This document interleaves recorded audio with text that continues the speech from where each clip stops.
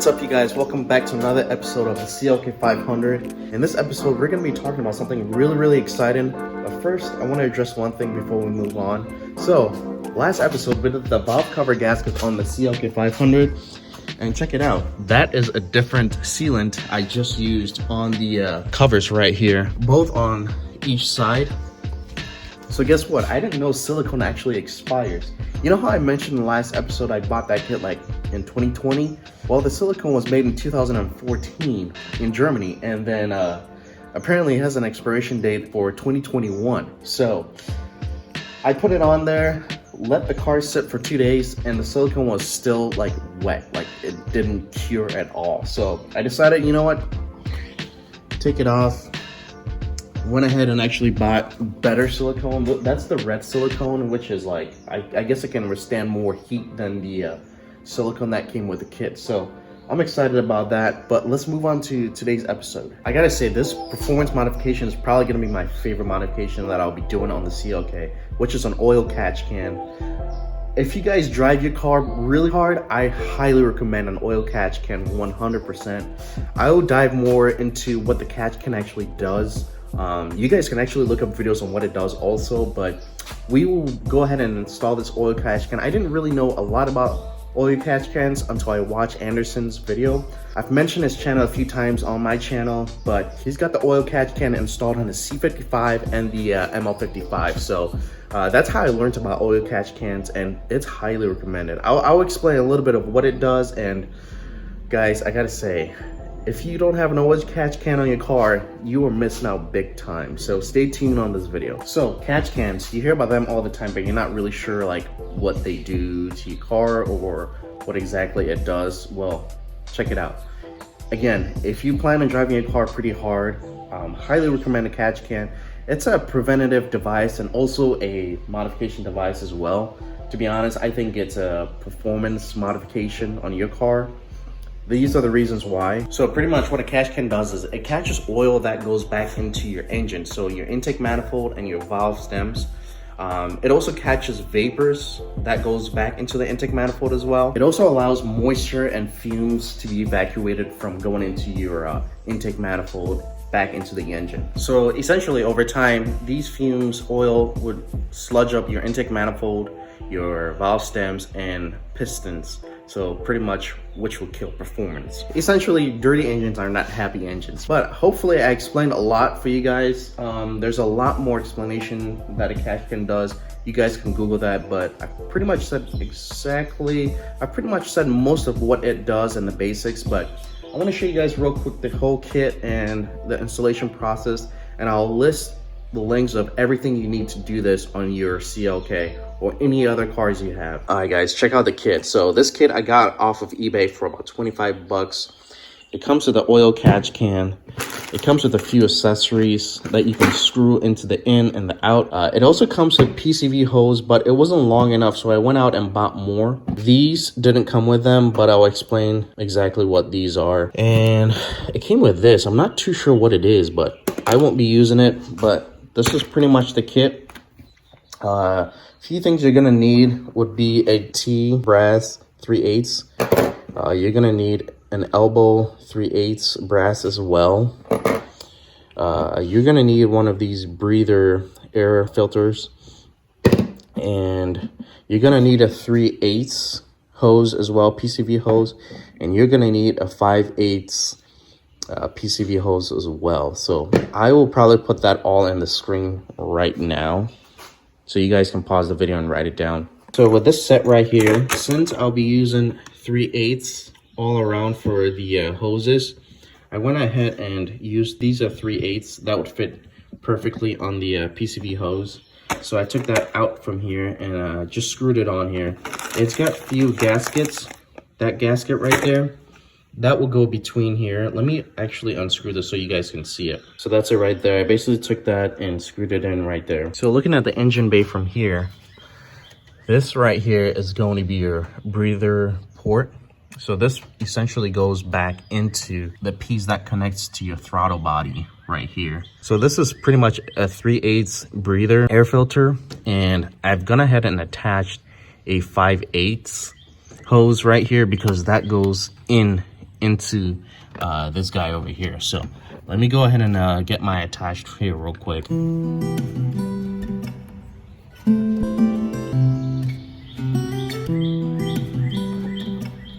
Also, this fits really snug. You can kind of see I'm struggling here.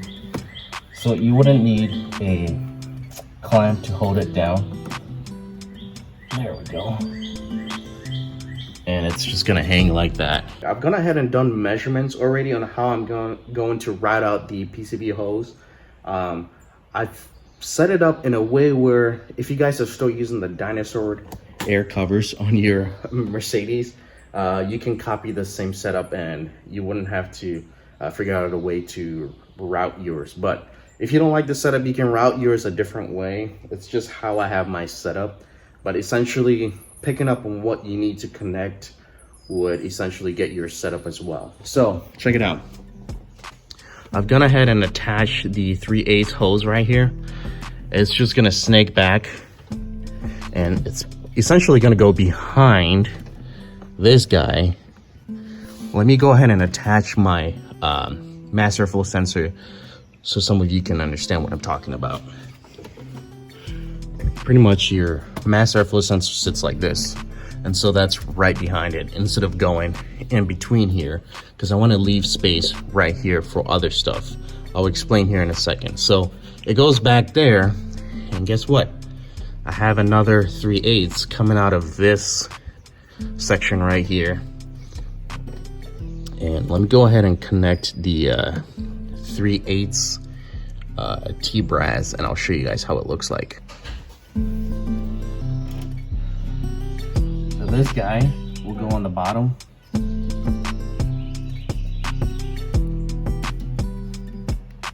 And then this guy right here is gonna connect right here. And this part is gonna go into your catch can. Probably gonna tuck this back here and route it this way. All right, so what we're gonna do next is to show you how to connect the brake booster line and the return line into the throttle body that goes into the intake manifold. So check it out. I have measured out or cut out the 5/8 hose right here, and then 3/8 hose and stuck it in it because the 3/8 is too small for the booster line. I'll show you exactly what I'm talking about. Okay, so this is what I'm talking about. So this booster line pretty much essentially goes in here. Obviously this doesn't fit, and so the 5/8 is gonna fit in this guy and right here, and when both of them are on there, they fit snug. So I'll show you exactly how it looks like. Let me just move this guy out of the way. So remember, I have the 5/8, measured it out, cut it out, and the 3/8 going in. So that goes in like that, and there you go. They both fit snug in there. Hopefully you guys can see what I'm talking about. There we go. So pretty much you want to fit this in first before you guide it through. It's a little tight, but it's manageable. There we go. And then this guy will fit in right here, like so. That's how it's looking. For the last elbow 3/8 brass, that's gonna go in here like that. Okay, so I'm thinking where I'm gonna route mine. Looking at your engine bay by the horn right here, I've actually shifted it just a little bit. If you unscrew this and then turn it just a little bit, it creates more room here. But I found there are about four hoses right here that I can attach the catch can to. The way I have the catch can set up, it's pretty much going to work without having to worry about if, you know, it's not being held on properly. I'll show you guys exactly what I mean, but this is a good spot. There are other spots you can actually find on your car. I think Anderson did his on this side. He did a little bit of some modifications to get it to fit right there, but you guys can check out his channel and watch his and If you decide to go his route, you could do that as well. I'm not sure any other channels that have this kind of setup, but I will be putting mine right here. But if you do choose to copy my setup, I'll show you exactly what you need to do to make it easier. Let me take you guys back here real quick. So essentially what I want to do is to have it like this. Since this top portion is going to be pretty much flush on the catch can, the catch can is not going to be able to move at all. All right, so for my setup, I know it's a little tricky. It's a little over-engineered. In order to get this bolt in between here and the screw itself, this tool pretty much come in handy. Have it grab onto this. I'll put a clip on how I did that.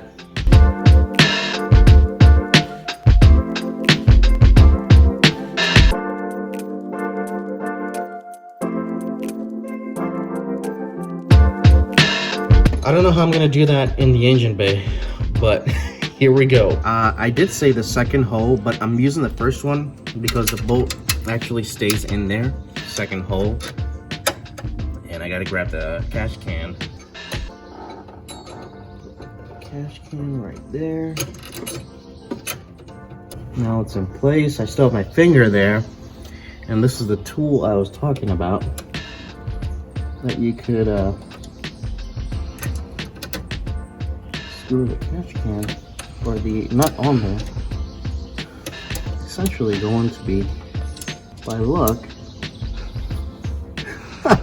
that's by luck, first try. Oh no, it's trying to fall. Oh no, it's falling. Okay, let me grab it. Oh no.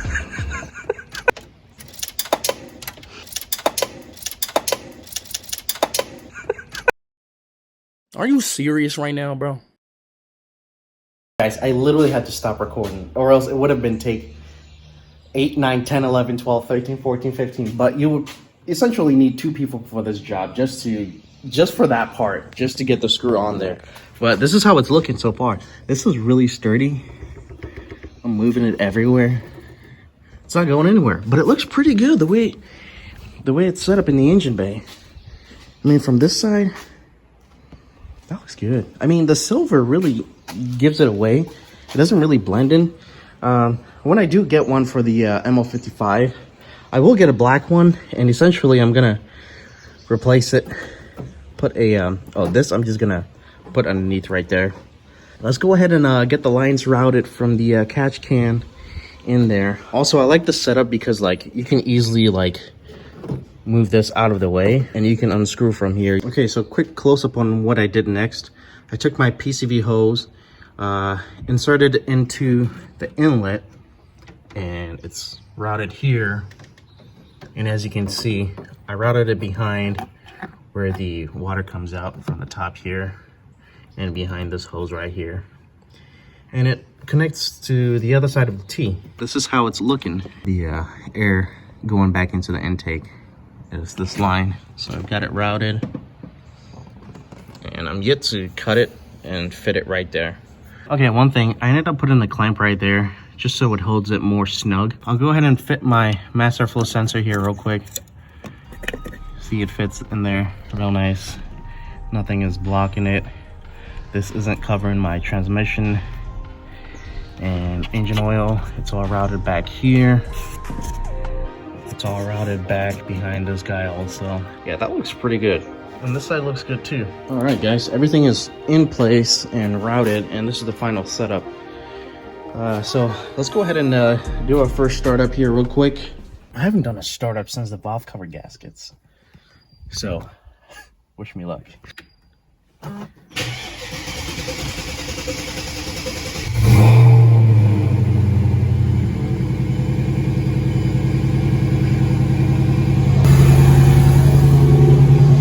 Okay, that didn't start up right just because when I did the valve cover gasket, I had to release the pressure on the fuel. That's why it took a while for it to start up.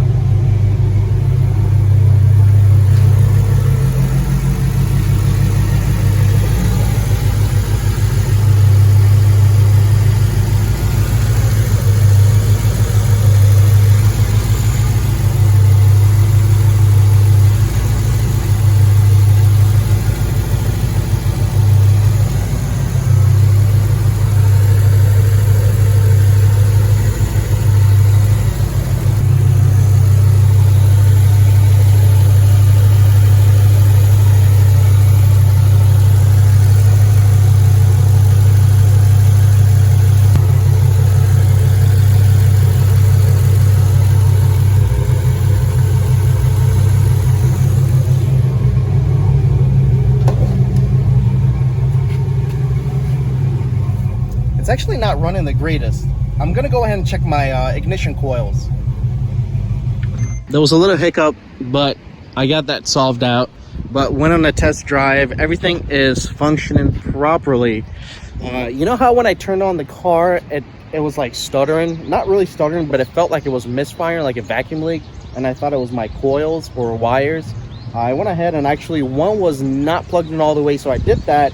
Turned the car back on. It was fine. Then like 10 seconds later, it started acting up again. So I found what the culprit was. So you see this line right here? That goes all the way. It connects in there. So pretty much it wasn't really sealed all the way. Having the 5/8 holes and the 3/8 holes in it didn't do exactly what it needed to do. So pretty much what I ended up doing was, this was the old fitting, and pretty much I did some modification. I pretty much cut the portion where the line goes into, and I pretty much just stuck it in there and used it as a replacement of the 5/8 hose. The return line from the oil catch can, that actually had a pretty good fitting in there, so we're good on that side of things. That's pretty much it. I figured I'll show you guys exactly what I ended up doing with this guy. Cut it off with a Dremel and I was good to go. So I believe you could still use a 5/8 and have like some sort of a hose clamp on the bottom of it so it sticks on there.